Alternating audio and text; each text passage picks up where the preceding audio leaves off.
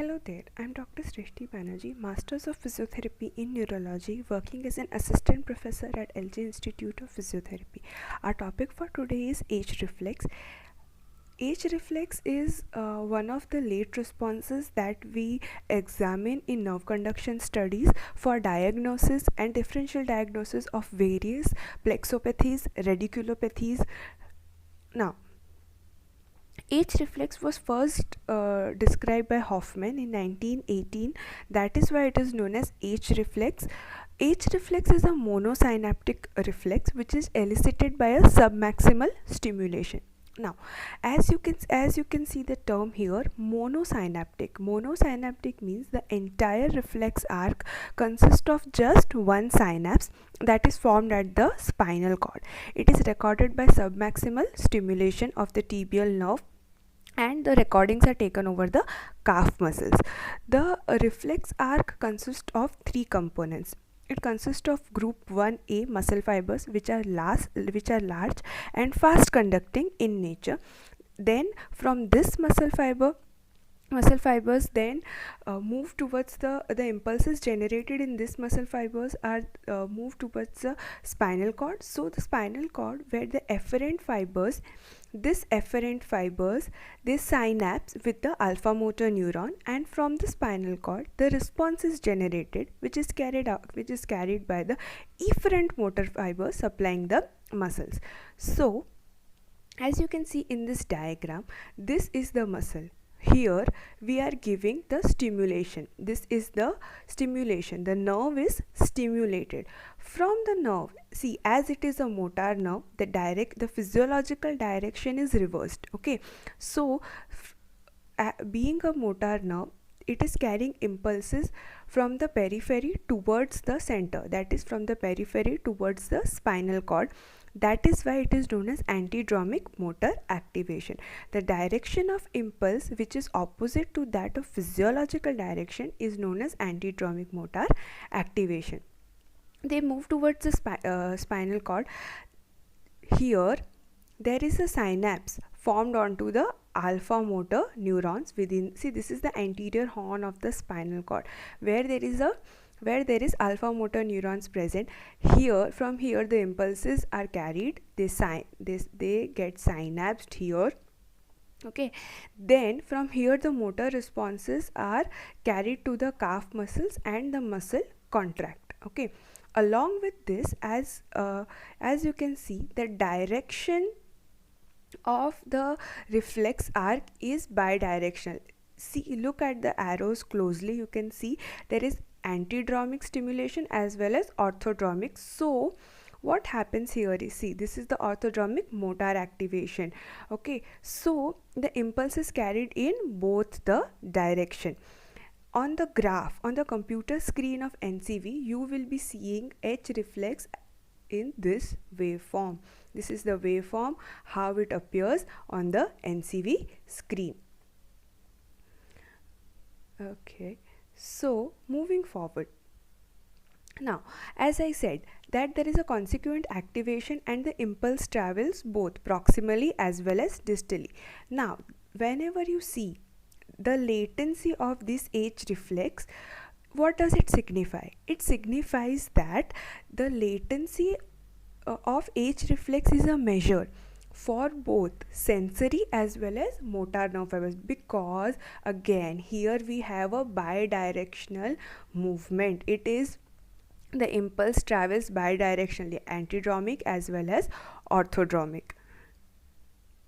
Now the normal response falls within 5.5 milliseconds of the calculated latency. See, what is latency? As we have studied in NCV studies, that latency is the time duration of when the stimulus is given. After the stimulus is given, how much time does it take to show a positive or a negative deflection? That is what is the latency. Okay, so the normal response of this age reflex is 5.5 milliseconds of the latency. Okay, now what does a slowed latency indicate? A slowed latency is an indication of abnormal dorsal root function as it synapses at the dorsal root. Okay, Then it could be a herniated disc or an impingement syndrome, which is blocking the nerve impulse to travel back. Now we'll be seeing the position, that how it is calculated. The patient is in a semi-reclining or probably in prone lying position. You can see in this diagram.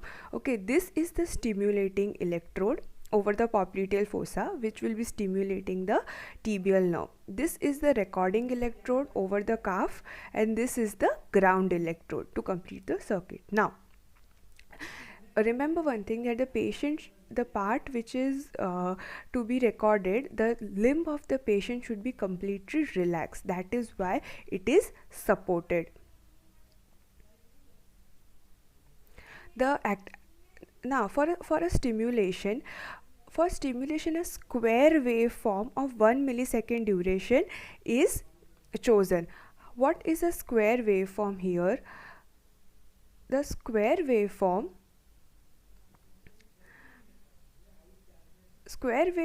is selected because it has a steady rise time, then there is a steady plateau, and it drops down steadily. Okay, that is why a square waveform is chosen. The stimulus frequency should not exceed 1 in 5 seconds.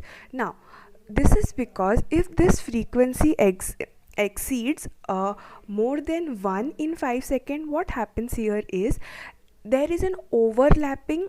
Whenever we see the NCV screen, there will be an overlapping response from the previous stimuli. That is why the care should be taken that only one stimuli per 5 seconds should be given. Now to get a proper evaluation, we at least need 5 H responses are required for the study or for the analysis of any kind of abnormalities. Now what measurements are taken? The latency of H reflex, as we have already discussed. What is latency? Latency is once you give the stimulus, from there the time duration to the first positive or negative deflection from the baseline. That is what is latency. The amplitude is measured from peak to peak or base to peak. The amplitude is measured from base to the negative peak. Okay, the H reflex can be recorded from the, in lower limb we know that it is recorded from the tibial nerve over the calf muscles. For upper limb, it can be recorded over flexor carpi radialis by stimulating the median nerve at the cubital fossa.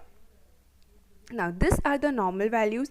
This varies according to the age of the patient. Okay, so the latency ranges from 30.3 plus minus, that is the standard deviation, plus minus represents standard deviation of 1.7 milliseconds. The amplitude is 9.8 with a standard deviation of 6.1 millivolt.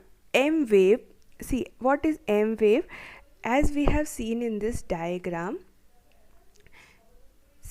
this is the M wave. Okay, this represents the muscle contraction. Okay, so the M wave, the amplitude of M wave ranges from 24.6 to plus minus 6.6. That is the standard deviation. HM ratio, the ratio of the amplitude of this H reflex and M, that we'll be seeing in detail, that ranges from 0.4 to 0. With a standard deviation of 0.2. Now HM ratio is the amplitude ratio. As you can see in this diagram, the H reflex and M wave are recorded. So the ratio between this M wave and H wave parameters is known as HM ratio.